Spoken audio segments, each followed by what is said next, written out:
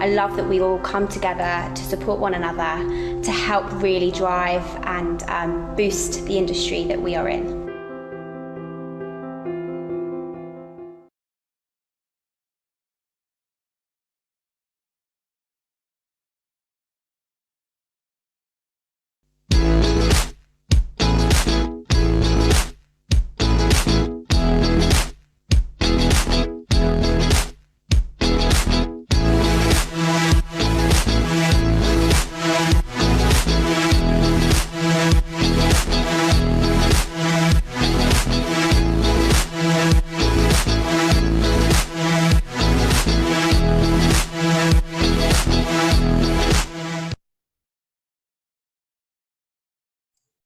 Good afternoon, everybody, and thank you so much for joining us on our second webinar of the day. For those of you who haven't yet been on a webinar with us, there is the opportunity to ask questions at the end of Alan's session.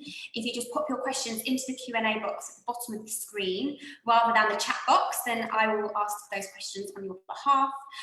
We are streaming live on Instagram for the first time and Facebook.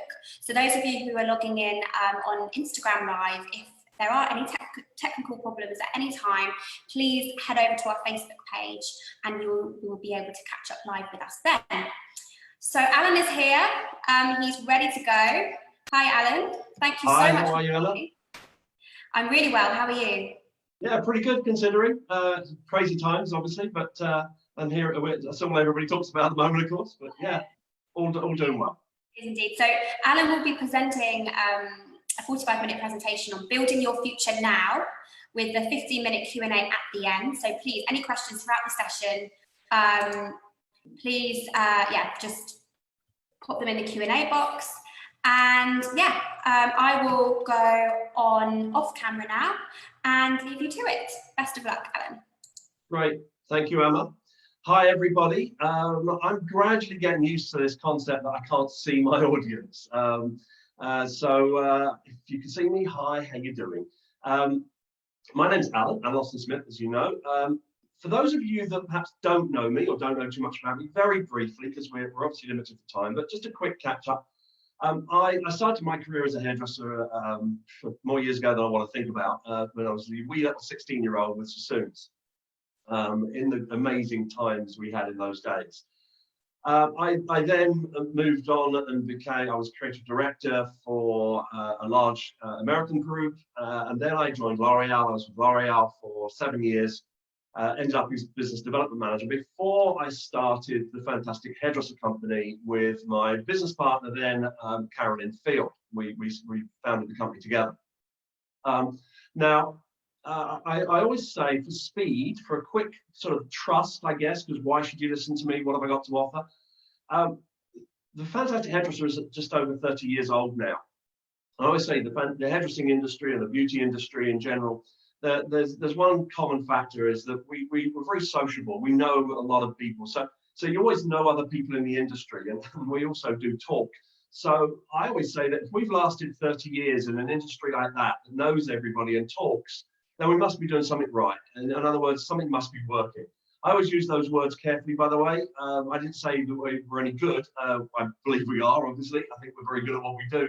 But I think you could be good at what you do, but not necessarily does it work. What I'm saying is I don't think we would have lasted 30 years if what we were doing at the Fantastic Hairdresser didn't work and we actually get results. We work with some of the biggest names in the industry worldwide. I spend my time normally flying around the world. I don't think I've ever been in one place this long. And so on, and talking to audience. In fact, it was only a couple of months ago I was in UAE working with the guys that I was working with in those salons and so on, and so Tara and Anthony. So basically, what I want to get into today and what we've been doing, because we've been doing a lot of these webinars since this all started. And I think it's very important what I bring. And I want to be very clear about what I bring, and particularly when it comes to questions, for example. In these very challenging times, in times of crisis, frankly, one piece of advice that's been given out a lot, and I completely go with it, totally go with it, and that is to make sure that you only listen to experts. there are so many people with different opinions and crazy stuff and things like that out there. And it's very easy to get confused. Now, it can be stressful enough these times as it is without false information. And so therefore, when people were asking me to, what can I bring to the conversation, so to speak, I thought about it very, very carefully. And for me, look, there are experts out there who really know what's going on. And of course, in every different country, every government is dealing with it differently in terms of supporting businesses and so on. So what I felt that I could bring is how to use this time that we have and to use it well. And that for me is what I want to bring. So it's not, for me, it's not a place of necessarily talking about the coronavirus crisis or things like that. What I want to bring to the table is how do we use this time and how do we use it well? So that's very much what we're doing. And today's talk is, I call it Build Your Future Now. And you'll understand build your future in a moment, because it's sort of it's a bit of an ambiguity linking it back into something we're going to talk about. But of course, the key word in there, as I've made it nice and big and bold, as you'll see in a second, is now. So what I'm going to do is I'm going to share my screen, which is lucky for you because it means you don't have to stare at my ugly mug. Although I did make sure I was surrounded by Audrey Hepburn and the Rat Pack. I think the whole world is getting to know my dining room now, which is kind of weird. All right, so just bear with me 2 seconds while I just share the screen. And hopefully you can see what I can see, and that is the Build Your Future Now is the title today. And by the way, I'd just like to say, there's companies like Professional Beauty around the world that are doing some pretty awesome stuff to support the industry. There's people that actually aren't, which I won't get into. That's not what we're here for. But I think there's people like you guys here, Professional Beauty. Thank you on behalf of everybody who's watching and so on. But on the behalf of the industry, we need more people like yourselves and hopefully like ourselves. We're doing stuff that are doing as much as we possibly can in this environment. So thank you for Professional Beauty for bringing me here today. All right, let's click on and see where we go with this. So I think the first thing I want to talk about here is quite simply that time is money. And we've all heard that one before, haven't we? Time is money. Time is money. Well, if time's money, then does that mean we've just been given an investment in our business? Interesting way to think about it. We've been given an investment. Effectively, someone's come along in very strange circumstances. And by the way, again, when I'm talking positively, I'm not for 1 second forgetting the tragedy. There's people very ill and suffering and everything else, dying, and of course, but that's not what we're here for. But I'm not ignoring that for 1 second. But for me, when you actually put a spin on it and start to look at it, wait a minute, we all say time is money. Well, actually, somewhere on the line, this is an investment. So what if I came to your business and offered you an investment, and I said, you know what, I'm going to invest in your business. I'm going to give you $1,000 a day. Every day, I'm going to give you $1,000, and you take that money and you invest it in your business. Yeah, that'd be cool. But what if there were some strings attached? What if I said, now I'm not going to tell you when I finish, when it stops? Yeah. It might be tomorrow, it might be next week, it might be a month, it might be 3 months. I'm just going to keep giving you this money. And then one day I'm going to turn around to you and say, okay, that's it, no more. But here's the real string. If you haven't spent any of it, I take it back. In other words, if you don't use it, it's gone. You get it? You see, what I'm saying is that if it was an investment, but if I took it back at the end, anything you hadn't used, what would you do? I'll tell you what, you'd be bloody careful to make sure you used it up. If I have any concerns in this environment, it's that when we come out the other side of this, which is, whenever that's going to be, nobody knows. But some businesses may have not used that investment well and taken the opportunity to, of all the excuses is probably the wrong word, but you know what I mean. Of all the things I hear when I'm teaching in business, The one thing that comes back to me over and over and over again, more than money, people don't come back and say, I can't afford it. No, they come back and say, I haven't got the time, Alan. You know, everything you teach me, it makes so much sense. I know I've got to go. I just don't have the time. I haven't got time to do all these things. But, well, we have now. This genuinely is an opportunity. Seriously. It's an opportunity to look at your business, to press that pause button. I love Sally Brooks from Brooks and Brooks. The post they put up when they closed was pause. It was a pause button.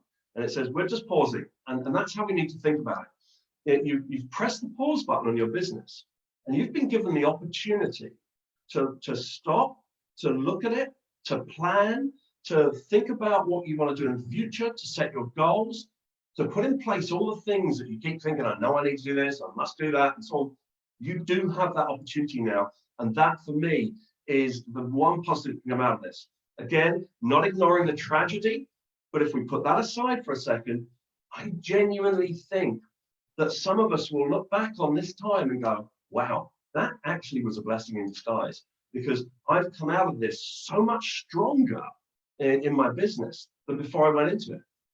But let me just say to you, be very, very careful that you don't come out of this and you go back into your salons, and we open up our salons again and we move forward, and you're no different to when you went in. That would be a tragedy.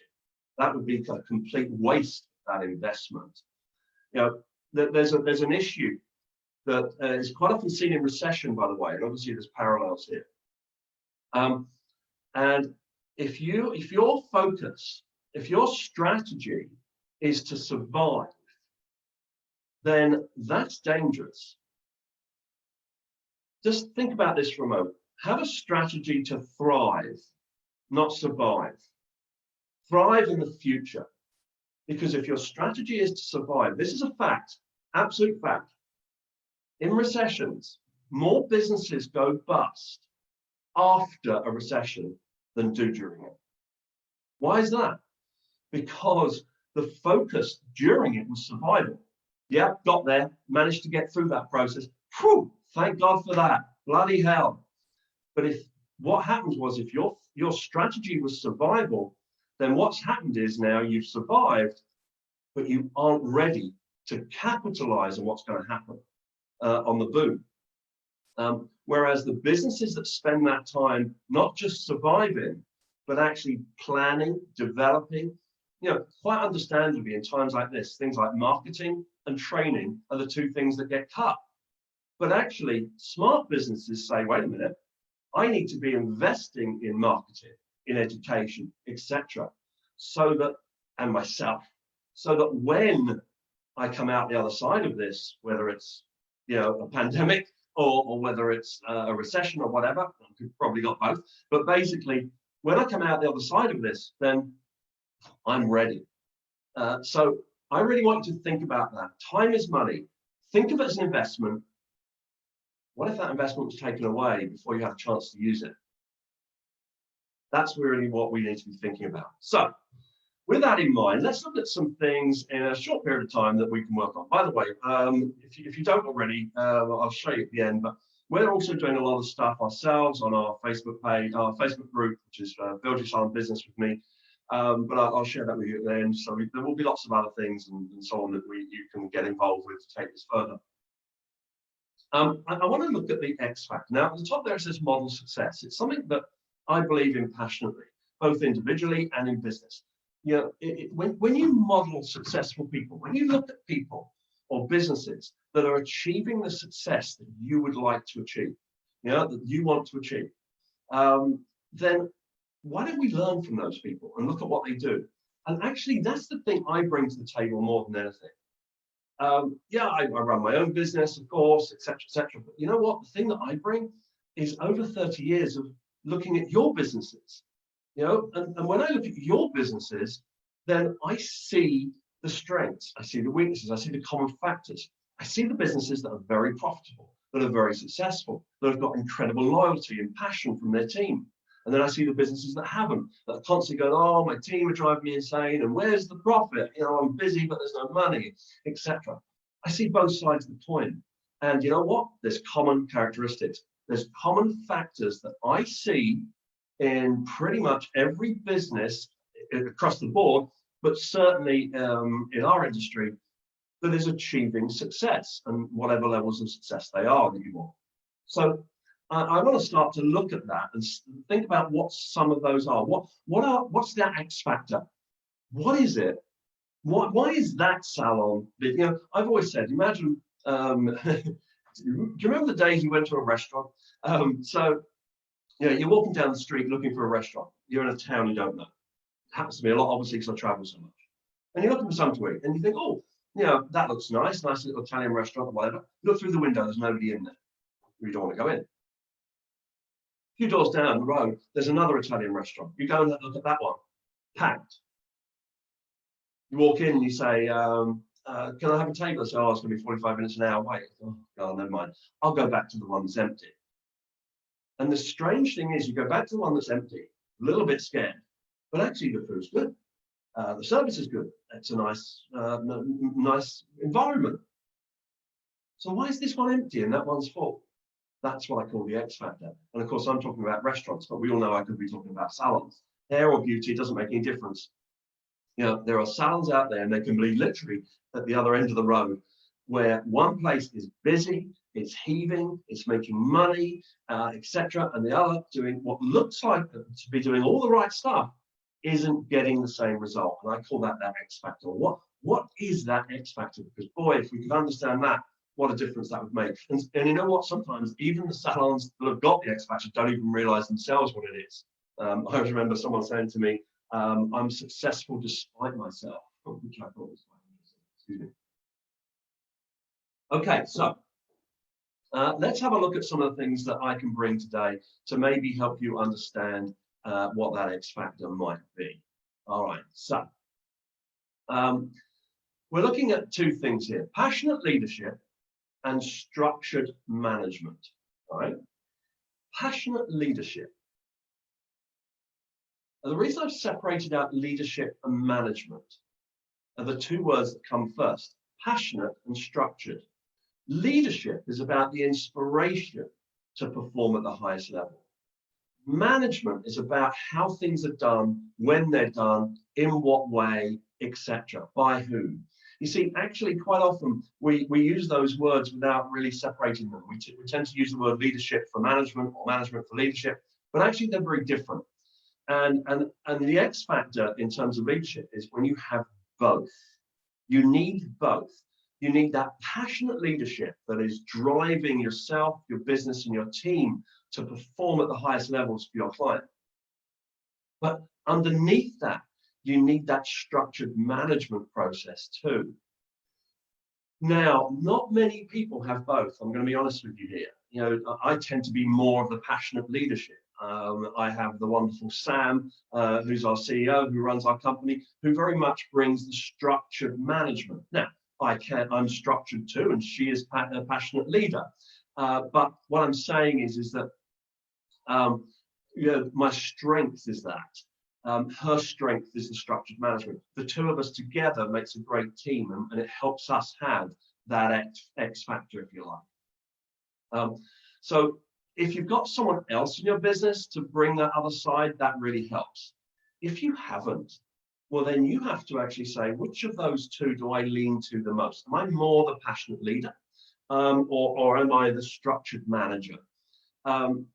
And if you say, well, I'm the structured manager, I'm quite good at making sure things happen the way they're meant to, when they're meant to, and so on, but I'm not always so good at motivating, inspiring the passion in my team. Well, then that's an area for you to develop. That's something you need to be developing. And you've got time right now to be doing that, to be learning, to be online, to be YouTubing, TED talking, etc., and finding as much information, reading, obviously, and saying, you know what, I need to develop that side of myself as a leader.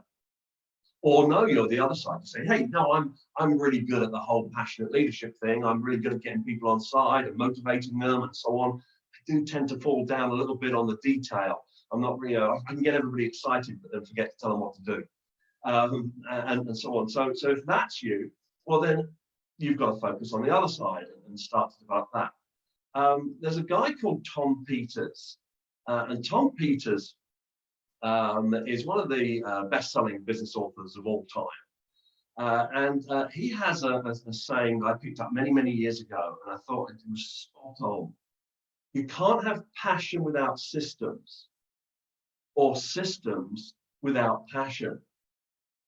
You need both. And I think sometimes, certainly in our industry, we can fall into the trap of having one without the other. We're either very passionate, but we don't have the systems, or we're very systemized, but we don't get the passion from the team. So I think that's just something straight away for you to start to think about. Certainly as a common factor that I see is that when I see businesses that have that blend, I mean, a perfect example of that would be the Charles Worthington Company. Charles Worthington Company. Now, Charles, a passionate leader. Alan, his business partner and life partner, a very structured manager. Now, Alan equally could inspire you, and Charles is also very organized, but their strengths fit into those two areas. And so when I look at businesses that have got that X factor, that's one of the first things that I see. If you are lucky enough to have that other person, if you haven't got your Alan or you haven't got your Charles, then you have to make a priority to look at developing that. It's no good saying, yeah, no, I'm not very good at that. That's the trouble with me. I'm not organized. You know, people say things like that to me. I'm like, look, guys, I'm not. That's not my way of doing things, but I had to learn. It's not enough to say, oh, yeah, I'm not so good at that. I struggle to inspire leadership. It's inspire passion, in my team. By the way, I always say passion begins at home. I hear so many people talking about their team going, oh, they're not passionate, they're not committed, they just want to come to work, do the job.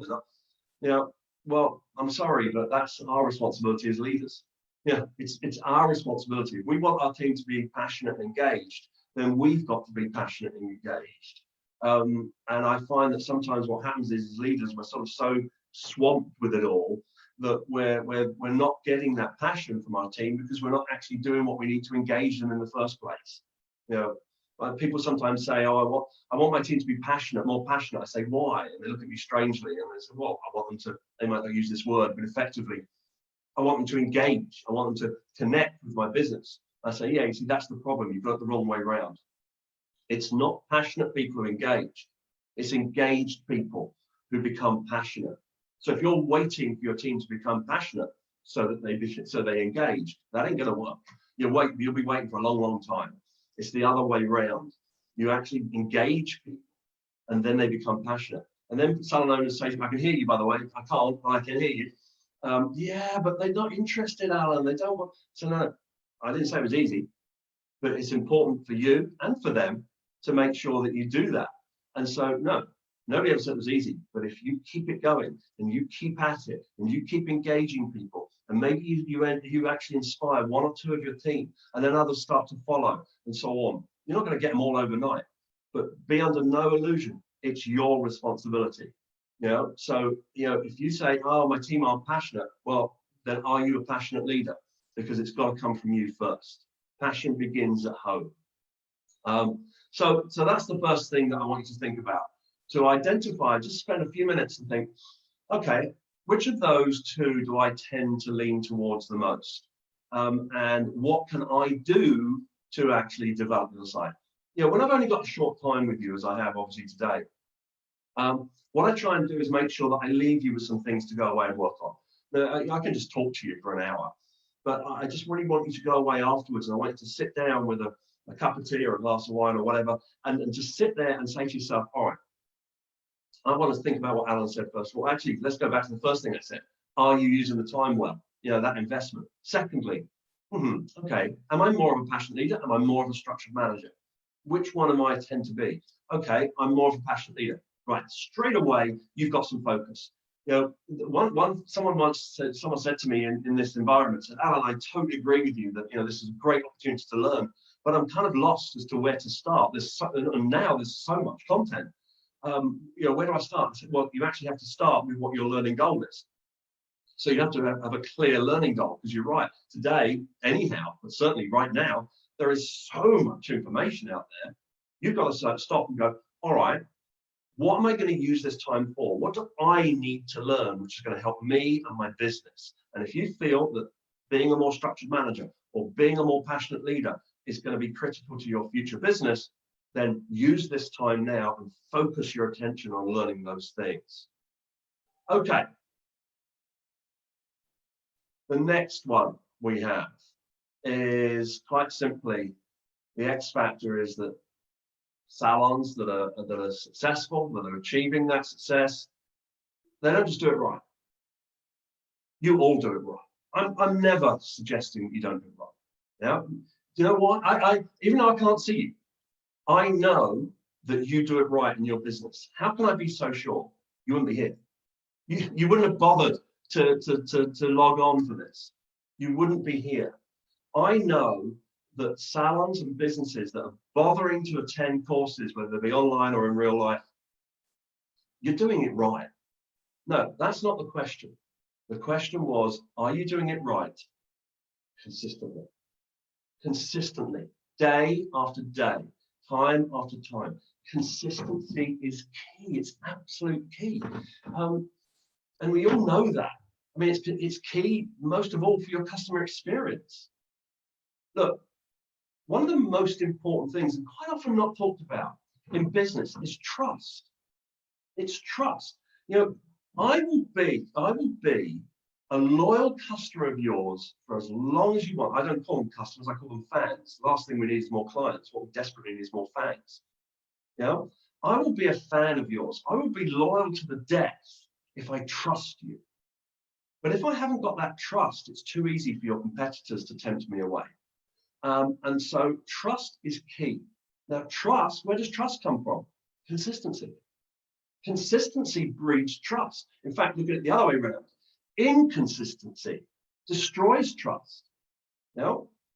So I don't mean trust in a nasty, horrible way, but I'm saying that quite simply, if I can't trust that my appointment is 3 o'clock, yeah. So let's say you always run late. You're always running late. And so I'm your client, and you book me in. I'm booked in at 3 o'clock with you. And I'm like, well, yeah, but that could be anything. After maybe at some point it's kind of glitchy, but after a while, I get pissed off with it. I get fed up with it. Yeah, and I'm like, oh God, you never know. You know, I was waiting 45 minutes. I'm like, oh, they sent me out bloody shopping, came back again.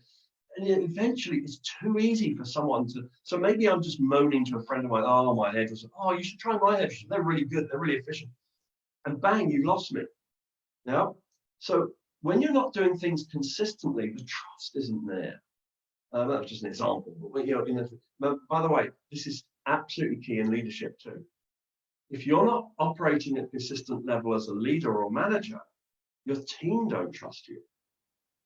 Now, I'm not suggesting, again, in a bad way, in a horrible, I'm not saying they think you're going to nick their purse. I'm just simply saying that if your team don't trust you because you've said you're going to do things in the past and not follow it through, you know, you've said, oh yeah, okay, I'll get you on that training course, and then you forgot about it, or whatever. After a while, they start to go and sort of roll their eyes and go, oh yeah, you know what they're like. You know, they always say they're going to do this stuff, they never do. And the minute that happens, they won't follow you. You know, leadership, what does that word mean? Leadership, you know, is defined by followers. You know, you can't lead people if people aren't following you. And so therefore, you've got to ask the question, would you follow someone you don't trust? Do you follow people you don't trust? Well, I certainly wouldn't. Consistency is critical right the way through, you know, in your customer experience. And by the way, it's not just day to day. Think about your team. Now, here's a question I often ask. Yeah, I love to see people's faces when I do this, but unfortunately, I can't in this environment. But I can imagine. Right? Do this for me now. If you're a salon owner or a manager, I want you to think of the team member that lets you down the most in terms of the customer experience. Now, I know you've got a lovely team and they're all wonderful and you love them all, but every business I've ever worked in has always got someone that, you know, maybe just doesn't smile as much as they should be. I'm not saying they're dreadful, but, you know, they don't smile, or they can be a bit moody, or you know, those people that wear their stress, you know, they're having a stressful day and something's going wrong, and boy, can everybody see it. You know, they're not very good actors. They don't, as I say, they don't smile, whatever. Or maybe they just really don't get the whole customer experience thing. You know, they do their clients, they do their hair, but they're very insular. They only think about their client, they don't think about the salon, the rest of the team, or whatever. You know, come on, Think of that person now, the person that lets you down the most in terms of your customer experience. You know what you're seeing right now in your head? The standard of service in your salon. That's the standard of service in your salon. Now, when I say this, when it's live, people are like, no, Alan, no. We've got a great team. They're really good. So, yeah, we've got one or two that really need to sharpen up a bit, but in general, we're great. So, yeah, fine. And if I'm lucky enough as a client to be with that person or to have that person greet me at the reception desk, then I've got a good impression of you. But what if it's the other one? The weakest link in the chain. You've all heard that one before. The weakest link in the chain. You are only as strong as the weakest link. So, if I meet that person, now, okay, imagine this. Now, those of you who know me will get this better, perhaps. Imagine that I wander into your salon. Yeah, I just in the area. I'm coming out to UAE, hopefully at the end of the year. Surely we'll be there by then. Again in November. And let's say I wander into your salon. Yeah. And I go, hi, how you doing? And as I walk in, you're at the back of the salon. And you see me, you know me, you follow me, you know what I stand for, what I teach, what I believe in. And you see me, you didn't know I was coming, you see me standing at your reception desk. And I'm being dealt with by the person that you just identified in your mind who's having a bad day. How fast would you be moving through that salon? You'd be thinking, oh no, I don't believe it. Bloody Alan Austin Smith walks into my salon and this person's dealing with it. You'd be moving pretty damn fast. Now, I understand that because of what I stand for and my reputation and everything else in the industry. But actually, you don't have to worry about me because I'm not a client. And I'm never going to be a client of yours, probably.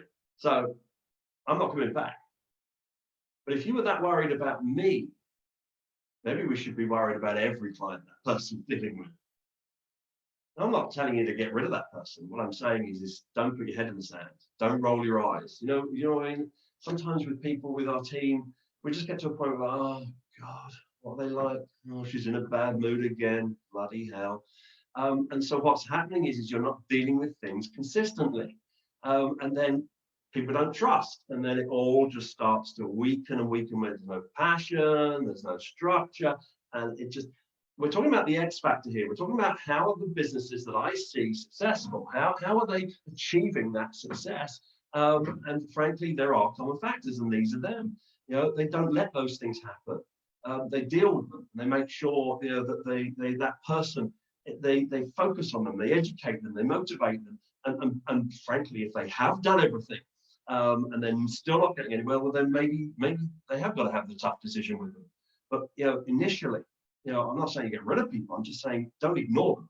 Don't roll your eyes, because you cannot afford in your business at any level inconsistency. You've got to have that consistency. And so on. Finally, the final little thing that I just want to share with you in this area of the X factor, and this is where we're going to spend some time, is the right mix. And this probably out of all of it is where I see the biggest difference. The right mix. I was watching Gordon Ramsay, one of his Kitchen Nightmares shows. And he said something to this lady who owned a restaurant, and it just resonated with me. I thought, that is brilliant. And I want to share it with you because I think it's absolutely key. Basically, he was this lady, she owned a restaurant. She was a cook herself, she was a chef.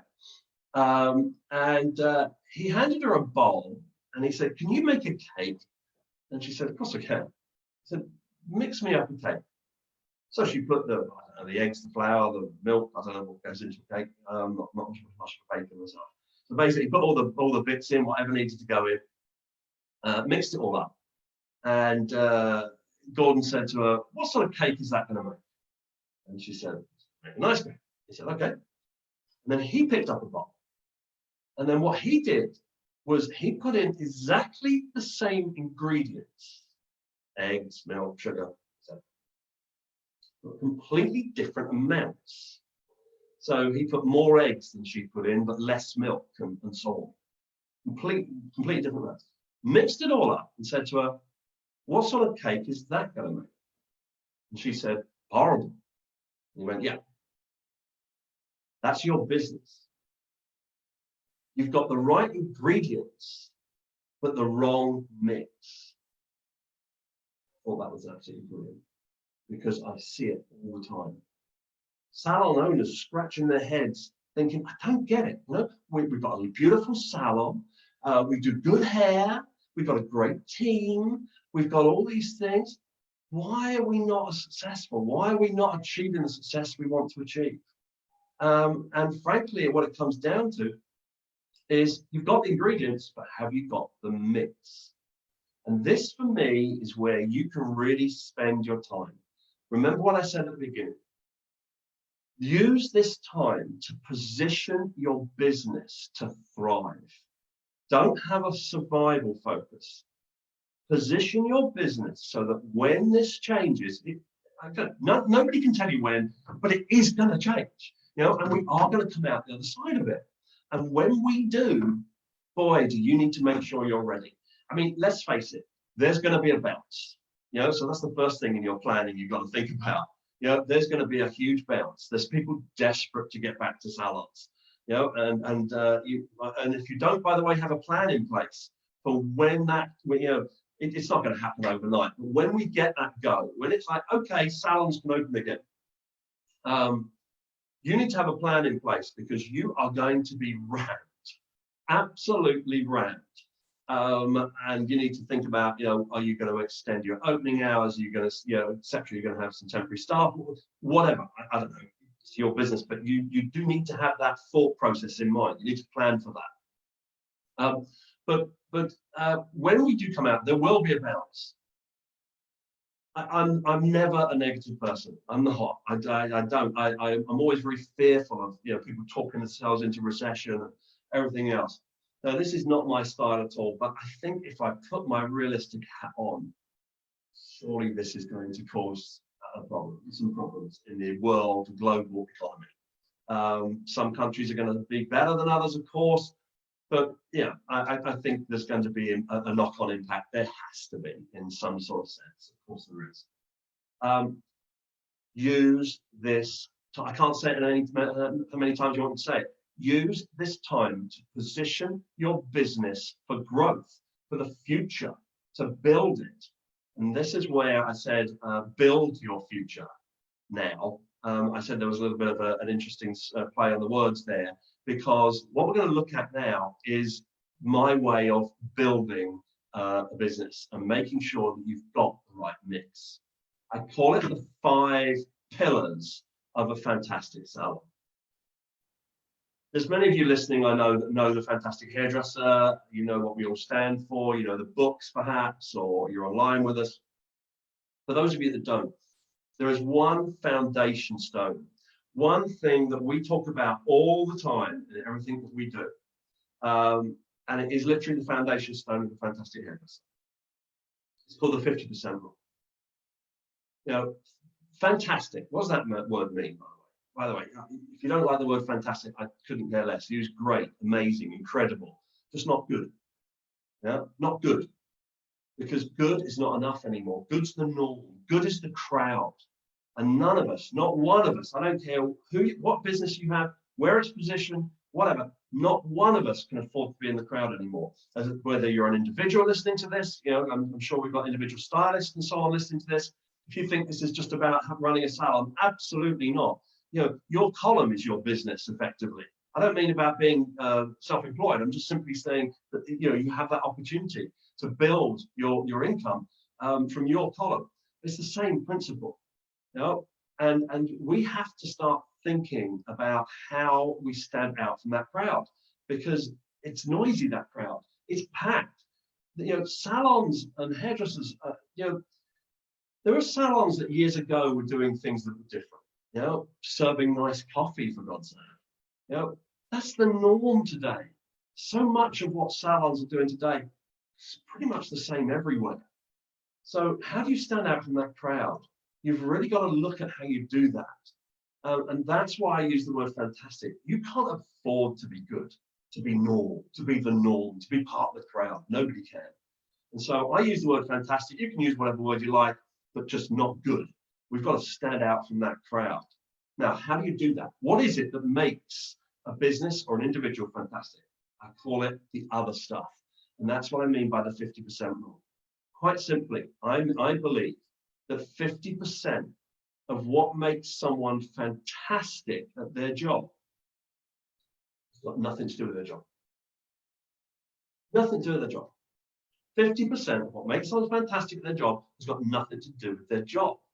What do I mean by that? Okay, what's the job of a refuse collector, a bin man? Yeah, their job is to collect our rubbish and throw it in the back of the truck. That's their job. Now, if someone was to say, oh, my bin men are fantastic, what are they talking about? Are they talking about the way they pick up the bag? Are they talking about the way they pick up the rubbish?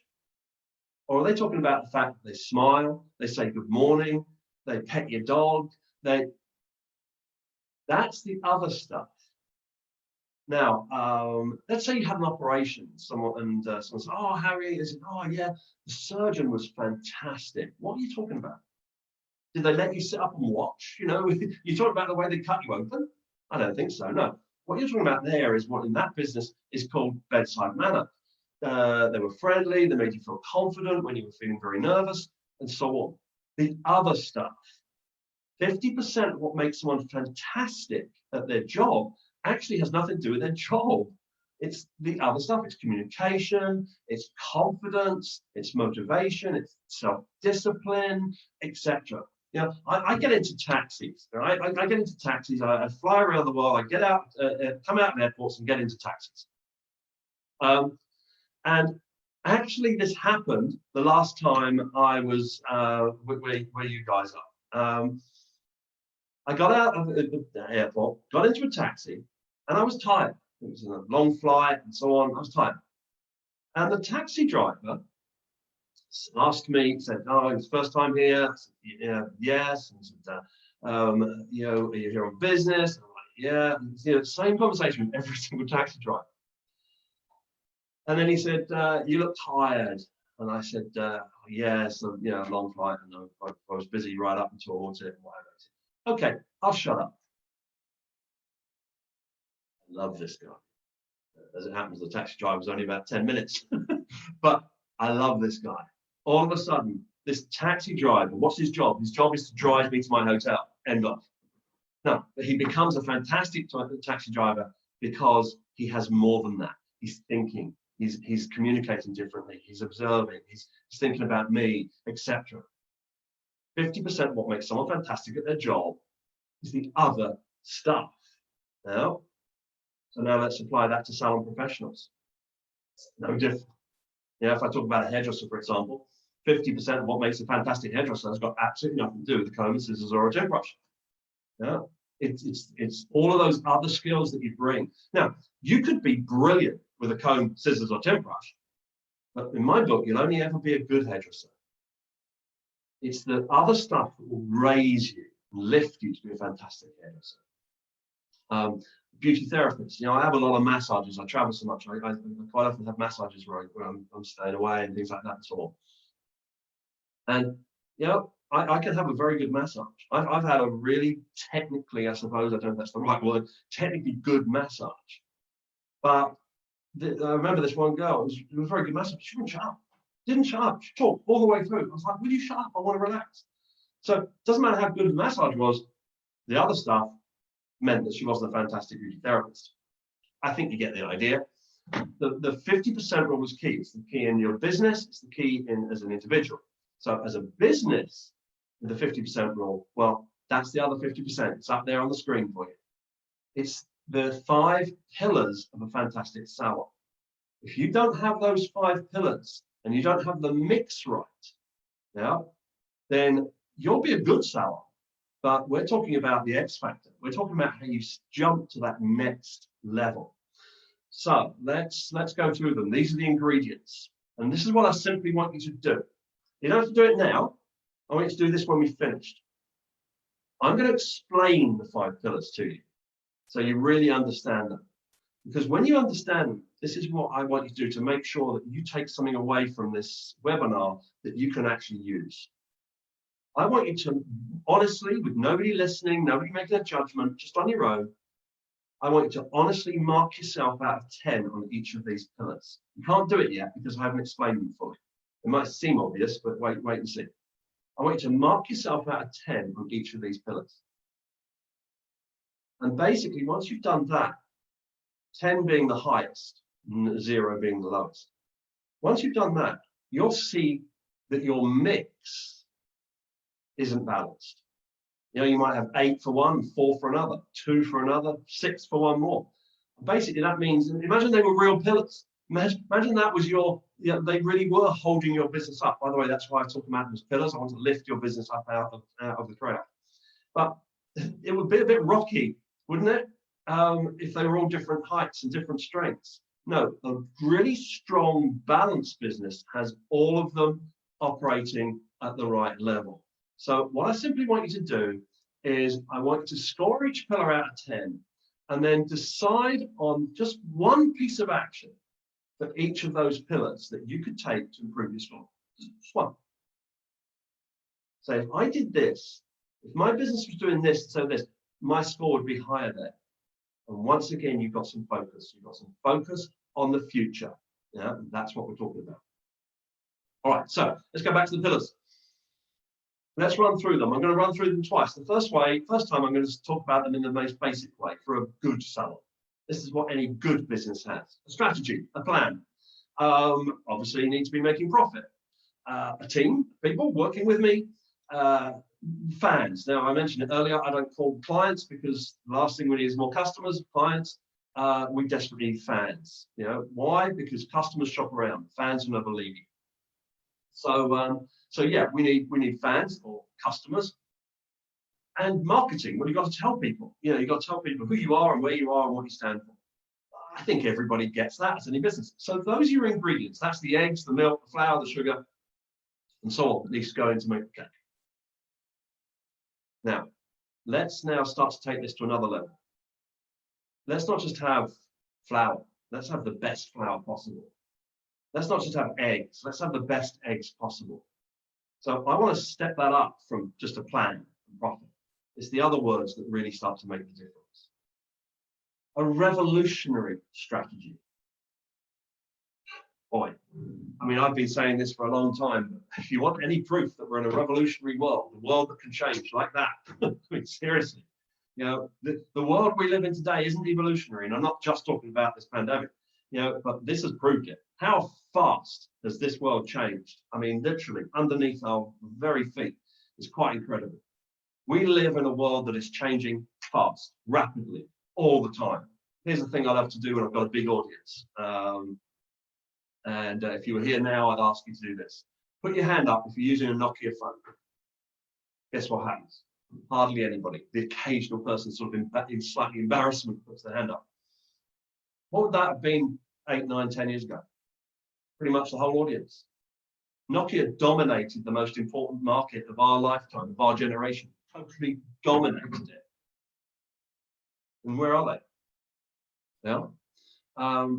That's how fast the world moves. I could use loads of different stories to explain that, but that's one that everybody obviously can relate to. The world moves fast. So here's a question for you.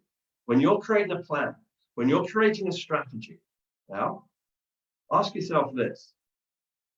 Am I creating a plan and a strategy that means that my business will look 5 years in the future? You know, does your business look like a business 5 years in the future? Does it look like a business 5 years in the past? Because we can't afford that. Nobody can. You can't afford that. And if you think, yeah, to be honest, my business looks like a business 5 years in the past, well, take this opportunity now to revolutionize your business, to be revolutionary, to be creative, to look at things in different ways. I mean, there's some amazing stuff happening. You know, people being forced into creativity. My wife, who is a Pilates and fitness instructor, her whole business decimated, bang, like that. And I've been telling her for years, you should be online. You should be online. Oh, no, I don't know what to do. And, I don't think people would like it. Or I don't think I'd like it. Oh, no choice. And bang. It's gone nuts. I mean, literally nuts in 2 weeks. My son, who is a tennis coach, same thing. Business gone straight immediately. He does a lot of work with 3 to 6 year olds as a tennis coach, and he's really good on sort of, they love him, and he does like motor skills and different sort of mind agility stuff. He's been doing that online. Same thing. It's going nuts. People love it. He never would have done that. Revolutionary. Start using this time to be revolutionary. Do you look like a business 5 years in the future or 5 years in the past? Look, if you're honest and say probably a business 5 years in the past, well, then use this time to make sure you're creating a plan and a strategy that's going to take you forward. Later on, you're going to mark yourself out of 10 minutes. I'm not asking if you got a plan. I'm asking if you have a revolutionary strategy, a revolutionary plan. Next one, focus on profit. Well, of course, we all need profit. Yeah, I'm focused on it. Don't have much, but I'd like it. Yeah, and so on. No. Focus on profit. You see, too many businesses in this industry are focused on sales.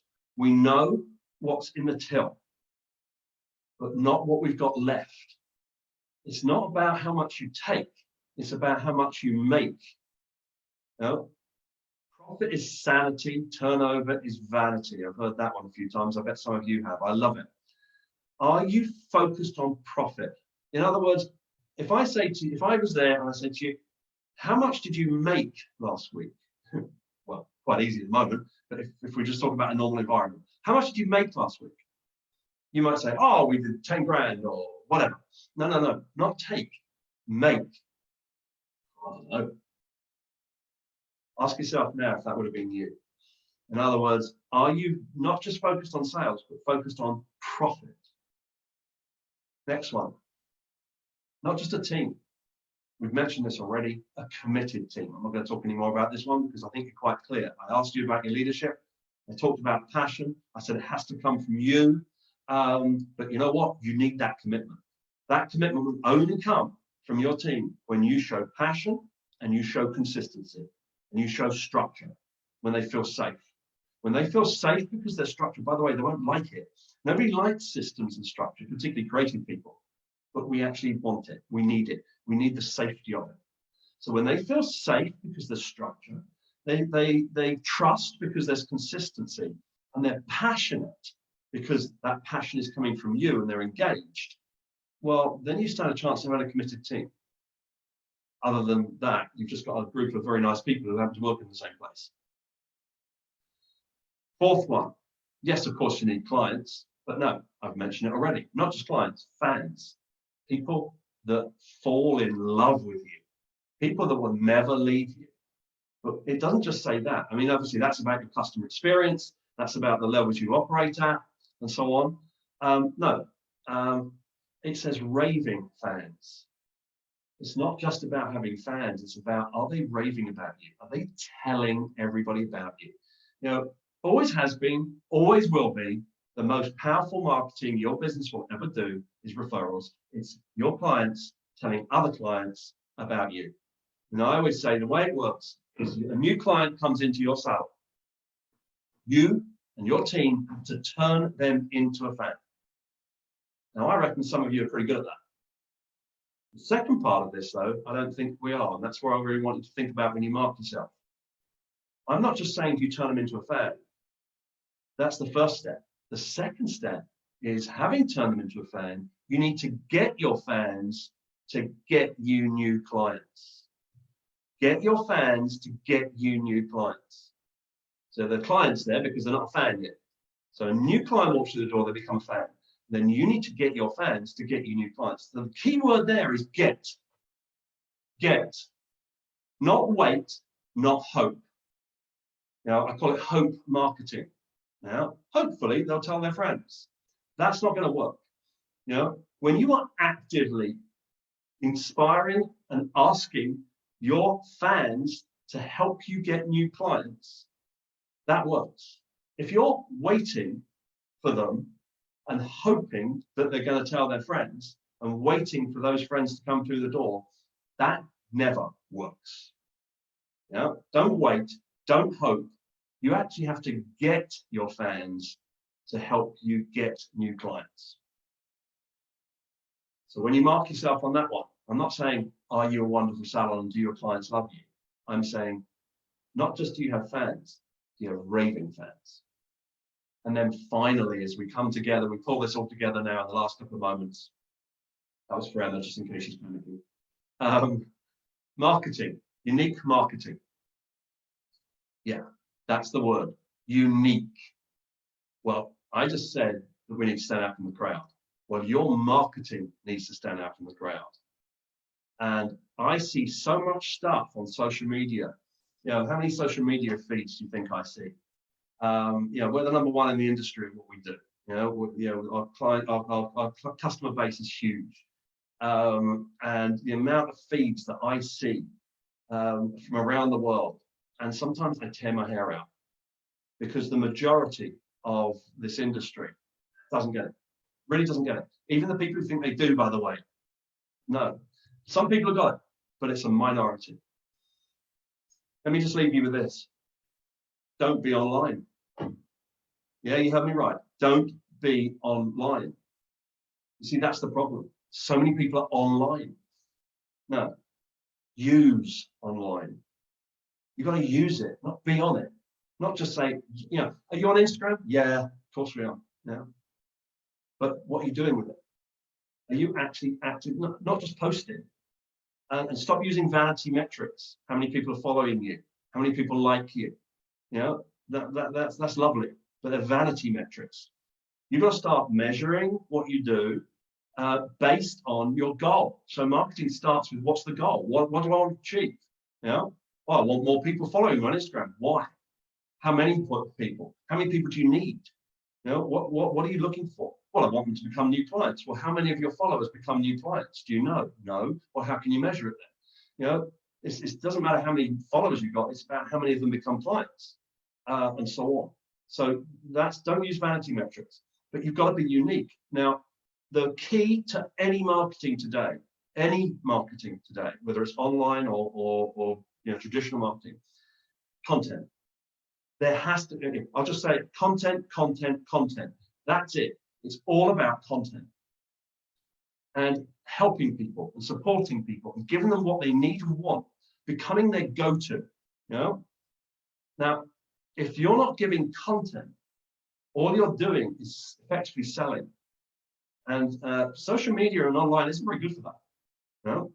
Online and social media is brilliant for brand building, for awareness, for engagement, so that people become, guess what? Fans. And when they become fans, well, then they'll buy from you. You don't even have to sell to them. But if you are just pumping out, hey, look at us, look at me, look at what we do. And by the way, you know, here's my hobby horse I keep getting on, drives me insane. You know, all these backs of people's heads before and afters. I mean, that's one of the best things that's come out of the pandemic for me, is I haven't seen those all over the bloody place on everybody's social media because we can't. We're not doing anybody's hair. But those backs of people's heads, it's like, first of all, that's the crowd. Everybody's doing it. But not only that, you know, every now and again, it's interesting. Every now and again, a client goes, oh, that's nice. But if that's all they're seeing on your feed, that's hardly unique, and it's hardly content, and it's hardly engaging. You've got to start thinking differently. Start thinking about what your client wants and is looking for from you, so that you can then start to provide that for them. You know, we're a doorway. Salons, we're a doorway into the world of hair, fashion, beauty. Yeah. If you're a hairdressing salon, it's not just hair. Even if you haven't got beauty, we're about people making look and feel fantastic. If you're a beauty salon, you're not just about beauty, even if you don't have hair. It's about making people look and feel fantastic. So when you broaden yourself, when you start to look differently and think, wait a minute, I can put all sorts of different things on my feed, engaging content that people like and want. And then people like to say, oh, I love these guys. And what you're doing is you're standing out from the crowd, your marketing's unique. But if everything you're doing is the same as everybody else, well, then don't be surprised if nobody's listening. There you go. I want you to go back. I want you to sit down quietly. I want you to look at those 5 pillars. Hopefully you've written them down. I want you to think about those 5 pillars. And I want you to completely honestly give yourself a mark for each one, yeah, out of 10. And then straight away you will see where you've got to put some focus. But All I'm saying is, what if you, in each of those pillars, chose one thing? If I improve that, my score would be higher. And if you did that, then you're really starting to do something and make a difference. Okay, so there we go. That's me finished. I know you wanted to do some questions and answers, Emma, but unless there's anything specific I can deal with quickly, but otherwise, if you send them to Sam, we'll respond as well. But I just felt it was more important at the moment to just keep the content going and keep that going in that sense. Absolutely. It's absolutely amazing. You've got loads of fantastic comments from the attendees today, so thank you so much for your time. That's a pleasure. I will email these questions over to you because I know you have to go to another session. I'll connect you with these people afterwards. Anyone else that's got a question they'd like to ask, feel free to email me, and I'll send these questions over to Alan, who can answer them in his own time, if that's okay. That's brilliant. Hang on, I'm just going to take this screen away, by the way. Oh, up on the screen there is, thank you to you guys, thank you. But also, if you're not already, join our Facebook group, which is Grow Your Salon Business with me. We've got lots of different things up there that we're always sharing and so on. Here I am again, big. But those of you that know me, not just big, but actually much littler. So yeah, I do connect with us as well. Like I said, what Professional Beauty are doing, ourselves, everybody else, we're just trying to help as much as we possibly can. And hopefully this has been worthwhile and you've enjoyed it and you got something from it. And if it's your first time working with a Fantastic Hairdresser, that's great. Hopefully you got a lot from that too. Well, thank you. No, thank you for your time and amazing. If you could actually email me that presentation as well, then I can send it on to those who would like to keep hold of it for future. Cool. That would be great. Thank you everyone for your time. Thank you everyone for joining. And up next is Simon Ellis on in an hour. This session is oversubscribed. Hi Simon, if you're there. Long time no see. Subscribed. So if you have registered and you can't make it, well, if you can't make it, if Zoom doesn't allow you in, because we're only at maximum capacity on Zoom webinar, then we will be streaming live on Facebook and Instagram. So you're more than welcome to join and ask questions then. These sessions have been hugely popular, which has been amazing. So we're all doing something right. But yes, thank you, Alan, for your time. Pleasure. And thank you for doing it. And have a fantastic rest of your day and rest of your week. Thank you, and you guys. Keep safe, keep healthy, and let's rock it when we come back. Yeah, thank you. Keep safe, Alan, and lots of love. Take care. Thank you. Take care, everybody. Bye-bye.